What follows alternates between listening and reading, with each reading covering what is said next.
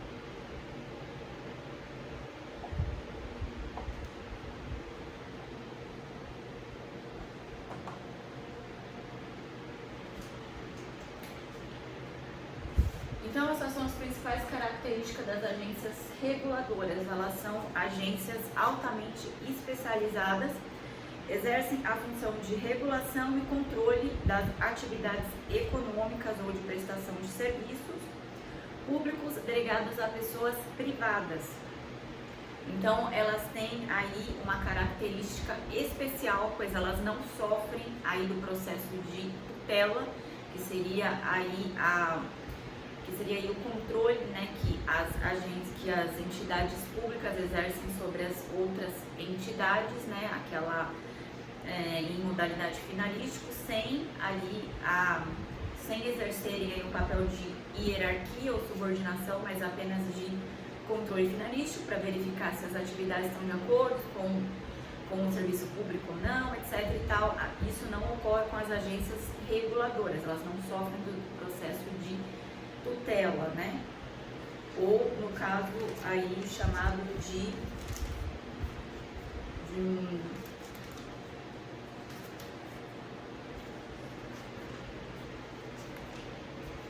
supervisão ministerial, fugiu o nome, enfim. E também os dirigentes aí das agências reguladoras, eles possuem mandato fixo, né? Então eles não podem ser demitidos, né, pelo chefe do poder executivo. Eles têm um mandato fixo, né, independente aí. E isso está de acordo aí com a Lei 13.848 do artigo 3º. Então, elas exercem várias atividades e as características das suas principais atividades, elas solicitam diretamente ao Ministério da Economia a autorização para a realização de concursos públicos, provimento dos cargos autorizados em lei, do qual o pessoal observa a disponibilidade orçamentária. E elas também pertencem à administração indireta, por serem autarquias, e exercem função de Estado de natureza regulamentatória, né? Atividades aí atividades aí da agência indireta e exerce poder de polícia. E outra característica importante de se falar é que os regulamentos expedidos pelas agências reguladoras, eles são redelegados ou autorizados. Então, o que é isso? Ela pode fazer complementação aí na lei. Ela não pode mudar o que está de acordo com a lei, mas ela pode fazer aí complementações, né? Fazer ali observações adicionais. Contudo, elas não podem criar outras obrigações, né, sem que esteja prevista em lei.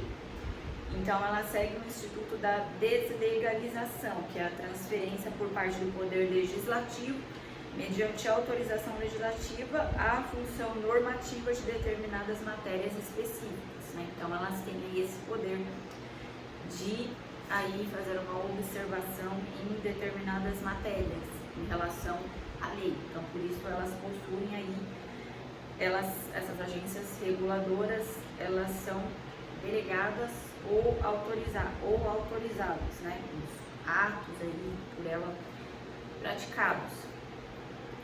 E tem também a teoria da captura e autonomia das agências reguladoras, né? Que é a autonomia para diminuir o risco de captura da agência pelo governo, instituída pelos entes regulados, o que compromete a independência da agência. Então, são aí diversas atribuições aí a serem aplicadas às agências reguladoras para diminuir o risco de captura, né? Ou seja, de interesse, conflito de interesses. Então, por exemplo, é determinado o estabelecimento de quarentena de 6 meses dos ex-dirigentes das agências reguladoras e envolvendo a prática de advocacia administrativa dos seus ex-dirigentes, caso não a conclua. Caso eles violarem essa lei, está de acordo com o artigo 8º da Lei 9.986 de 2000. E, como eu havia dito antes, eles têm mandato fixo, os dirigentes, que são aí de 5 anos, né, para as agências reguladoras federais, só havendo perda mediante renúncia, condenação judicial transitada em julgado com ampla defesa, ou por administração disciplinar ou por infringência das violações do artigo 8º da Lei 9.986 de 2000. E é vedada a indicação de membros para o Conselho Diretor ou a diretoria colegiada, né, no caso de ministros de Estado, secretários de Estado, secretário municipal, dirigente estatutário, e partido político ou titular de mandato do Poder Legislativo e parentes consanguíneos até o 3º grau. E também pessoa que tenha atuado nos últimos 36 meses aí como participante de estruturas decisórias de partido político ou trabalho vinculado à organização, estruturação e realização de campanha eleitoral.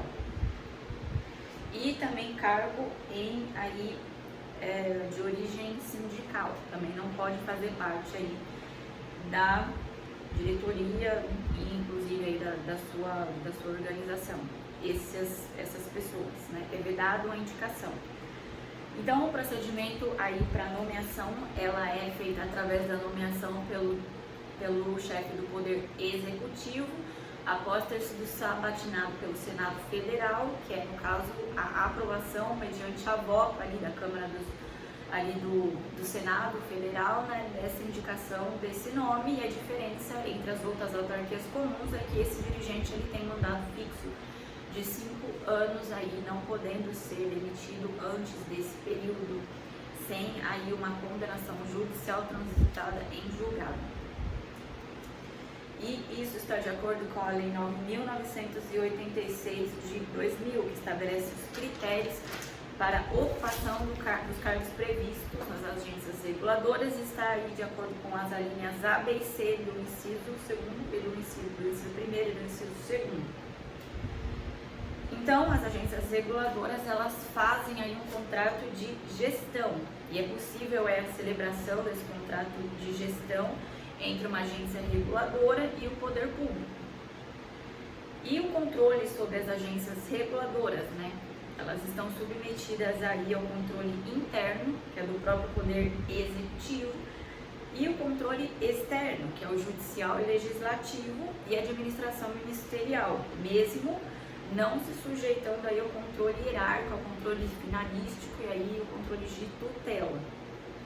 Elas respondem aí sobre elas têm esse controle interno e externo.